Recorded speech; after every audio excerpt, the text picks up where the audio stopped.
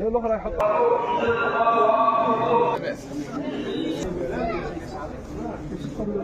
ونحن نحتفل في هذا اليوم بالسنة الجامعية الجديدة المرحبة بكم في ختام جامعة الشهيد زيان عاشور بالجلفة، ونجدد من خلالكم العزم في دور الإصلاحات الجامعية الكبرى.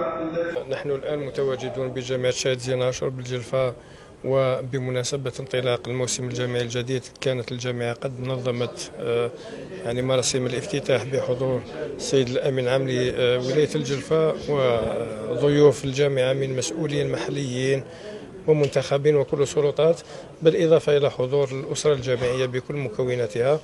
وكان لنا أيضا بهذه المناسبة الاستماع إلى كلمة السيد وزير التعليم العالي والبحث العلمي التي ألقاها من جامعة قالما في إطار الإشراف على الانطلاق الرسمي للموسم الجامعي الجديد.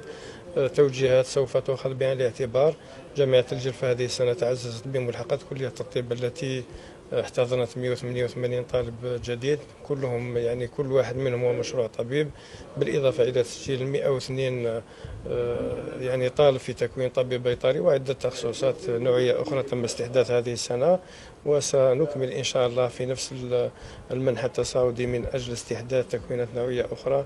كان دخول مليح، رحبوا بنا مليح، وكانت أوضاع مليحة. طيب أنا أنصح وبشدة، أنا ماذا بيا قاع كل واحد يكون طبيب، لأنه الطبيب من أفضل المهن، هي من أنبل المهن. كما قلت لك الترحيب كان مليح، كل أوضاع مليحة ما شاء الله.